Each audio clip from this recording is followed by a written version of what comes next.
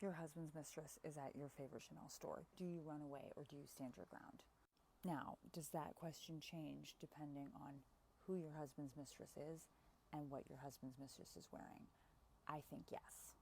In Hulu's new show Clipped about the downfall of billionaire Don Sterling of Clippers fame, we have Shelly Sterling, who is his wife, and she casts herself as the victim in all this. That's who's snoring for the whole rest of this video, if you're wondering. In a cruel and careless way, Shelly has been given a Christmas gift by Dawn, which is a Chanel coat that is sizes too big. And yes, we could say she's been victimized because she is pulled up to her place of peace at some glittering boutique for Chanel in LA, and her husband's mistress is there with him and one of her friends. But deep down, she's more than a victim of an ill-fitting gift. She sees herself as a victim of V. Stiviano, the assistant / mistress, and that is going to be who she goes after in the lawsuit that follows. But key here, huge part of the drama, she chooses to not see her husband as a man with agency choosing this, but as a victim of V, this mysterious black woman herself. And that's where the drama gets good, because the show is a lot about the hypocrisies we all keep about the American dream and who's qualified to go after it and how they go after it and why that's moral or not moral. V and Shelly both like money. They both like stuff. They both like power. And they like men with power. But they hate each other for liking the same things and going about it in two slightly different ways. And of course, just like in our life and on screen depicting real life, so much of the story is told through clothes. Shelly is always seen in clothes that are comfortable, straightforward in their luxury. You know, they got a little shimmer, and above all, wearable. She's in sensible, shiny jackets as the owner of an NBA team. At her all-white party, sun beating down, she's covered in a white ensemble, head to toe. When you see her on screen, the main thing you think of is her brain and her head and her hair, and then you see a little glitter of a manicure, right? That's what's mostly in frame when you're seeing her and thinking about her. You're not thinking about her body. You're not thinking glamour, and she gives off this sort of 90s Chanel model vibe with the hair and the sensible outfit. There's this elegance in that suit that she carries as if she's done this for a while. She'll be doing this till the day she dies. What's the vibe giving off? Business. She's an old, white, rich lady. She knows who she is. She knows what she did to get here. And most of all, everyone else knows exactly who she is. Now, I know we see some St. John pieces in this, but I'm just focusing on the Chanel because of the idea and the vibe that it brings and why we get that look from her when we see her in these scenes. The House of Chanel's initial revolutionary thrust was simplicity, wearability, and this relaxed cut, these silhouettes that were simple. That's not to say that Chanel designs are simple, right? Or that they don't have any glitz to them.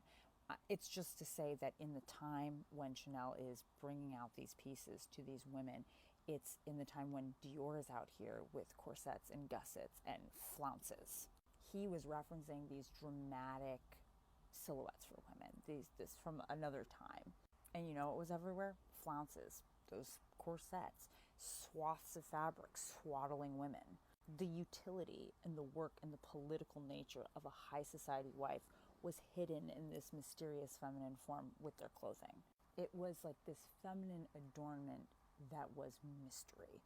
Their power, who they are, what they are, it's underneath all of that. And that's something that we see in this film because both of these people built this business, right? But it's only his name that's on the buildings.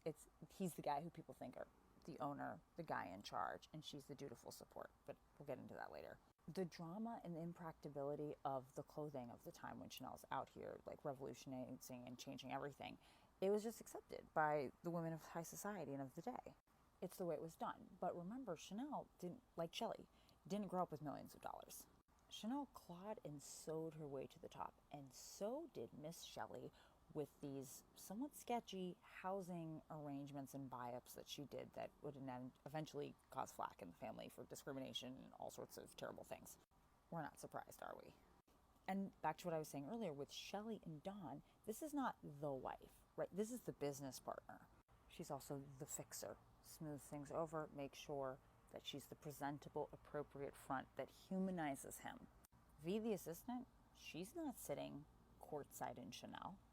She is splashing out in complicated silhouettes, flashy colors, prints.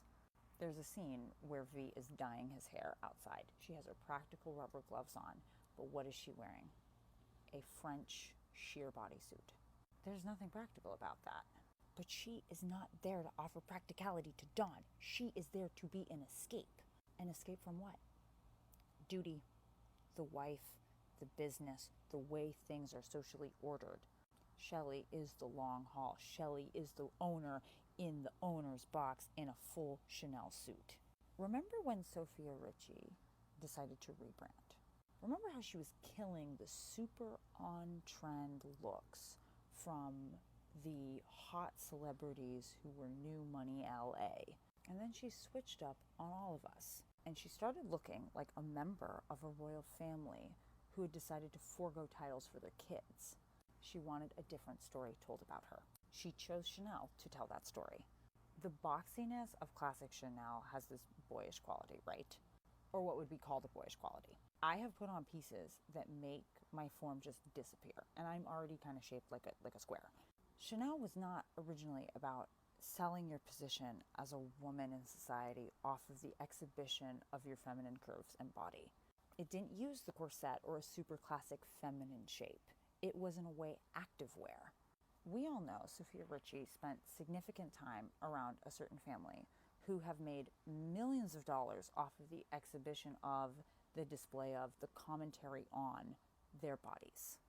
I think she wanted to draw a line between that era of her life and this new one. And that's the visual distinction we see keep coming up between V and Shelly. That is the ongoing, ever-historic drama of the rightful, white, rich, classic, good feminine woman and the bad Jezebel, seductress, black woman who's flashy and who knows what she's going to do. It's the difference between the woman that's kept around because she's the business and she's what's holding you down, and the woman that's kept around because she's ignorant of the world and she's something you can look at. White, rich, powerful men keeping around black, consumable bodies that they're attracted to while having the overseer of their plantation and their wealth. It's not new. And this anger isn't either, right? But the difference is that Shellys now have to contend with the power social media and fame give V's. This is just scratching the surface. My Substack is in my bio. My podcast is dropping tomorrow, and we will be doing more videos on this. So let me know what you think about any of this, be it Chanel, Sophia Richie, Shelly, the Clippers being a racist in the NBA. I would love to hear.